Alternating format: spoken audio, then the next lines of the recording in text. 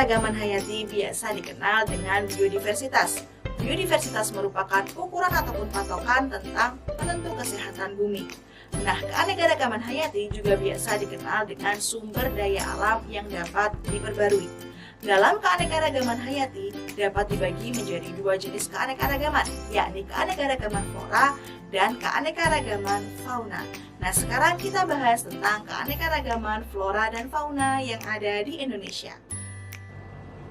Keanekaragaman flora di Indonesia. Flora artinya tumbuhan, sehingga keanekaragaman flora merupakan keanekaragaman tumbuhan. Mengapa ya Indonesia memiliki keanekaragaman flora? Hal ini disebabkan bahwa Indonesia berada pada garis khatulistiwa ataupun titik 0 derajat yang membuat Indonesia memiliki iklim yang tropis dengan curah hujan yang sangat tinggi. Selain itu, Indonesia juga memiliki banyak sekali gugusan gunung api. Hal ini menyebabkan Indonesia memiliki tanah yang subur akibat adanya gunung api tersebut. Dengan curah hujan yang tinggi, iklim tropis, dan tanah yang subur membuat Indonesia memiliki keanekaragaman flora yang sangat banyak.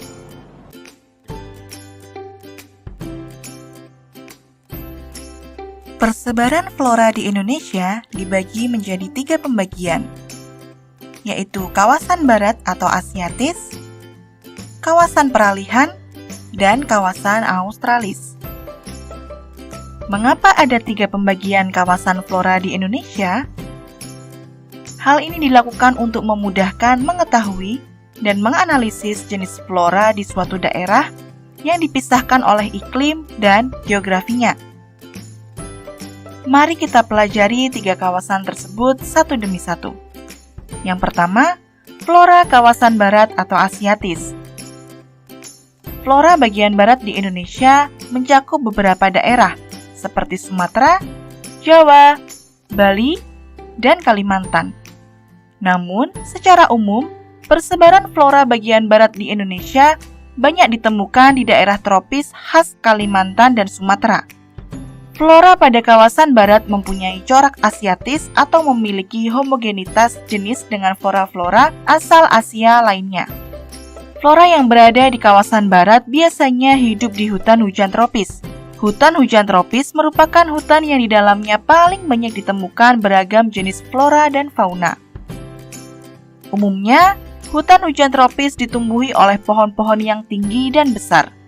Pohon-pohon yang ada di hutan hujan tropis tingginya dapat mencapai 45 meter.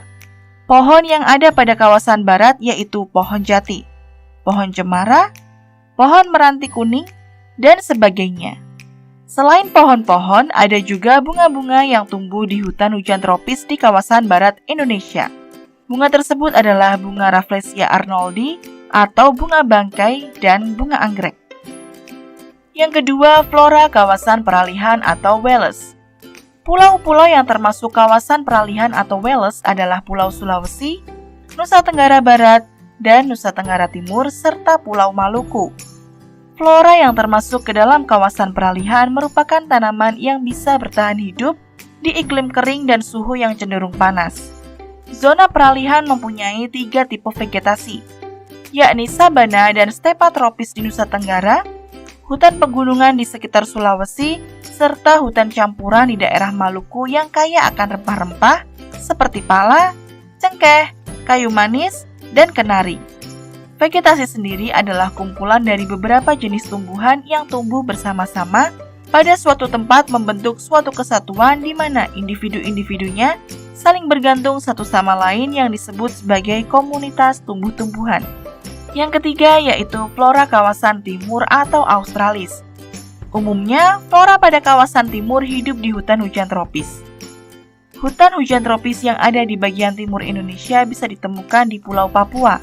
Bahkan, hutan hujan tropis yang ada di Papua sama dengan hutan hujan tropis di bagian barat Australia. Hal ini menyebabkan flora yang termasuk ke dalam kelompok kawasan timur memiliki corak Australiatik. Tumbuhan-tumbuhan yang dapat kita temukan pada kawasan timur di Papua seperti pohon sagu, pohon-pohon mangrove yang ada di hutan mangrove, dan pohon nipah. Di Indonesia sendiri, selain memiliki keanekaragaman flora, Indonesia juga memiliki keanekaragaman fauna ataupun hewan. Di Indonesia, persebaran hewan ini dibagi dengan dua garis, yakni garis Wallace dan garis Weber. Garis Wallace dan garis Weber ini membagi Indonesia menjadi 3 bagian persebaran hewan. Garis Wallace membagi daerah barat dengan daerah peralihan, lalu garis Weber membagi daerah peralihan dengan daerah timur. Yang pertama yang akan kita bahas yakni fauna kawasan barat atau Asiatis.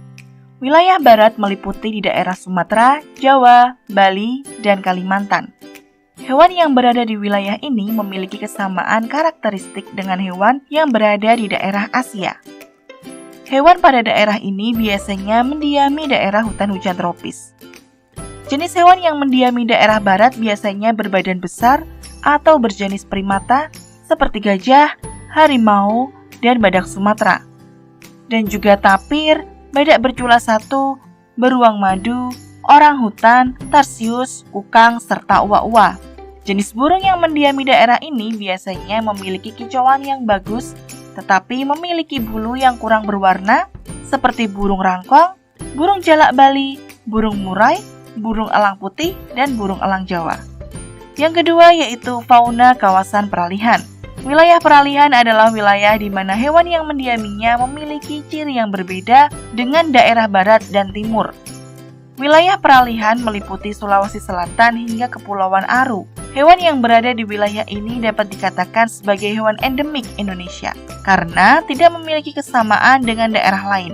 Hewan yang berada di wilayah peralihan adalah komodo, anoa, babi rusa, dan burung maleo. Yang ketiga yaitu fauna kawasan timur atau Australis. Wilayah Australis meliputi daerah Papua, Maluku, Nusa Tenggara, dan Sulawesi. Hewan pada wilayah ini memiliki jenis yang hampir sama dengan wilayah Australia. Hewan pada daerah ini memiliki ciri bertubuh kecil. Selain itu, beberapa mamalia memiliki kantong. Untuk jenis burung di wilayah ini memiliki bulu yang lebih beraneka ragam dan lebih banyak memiliki warna.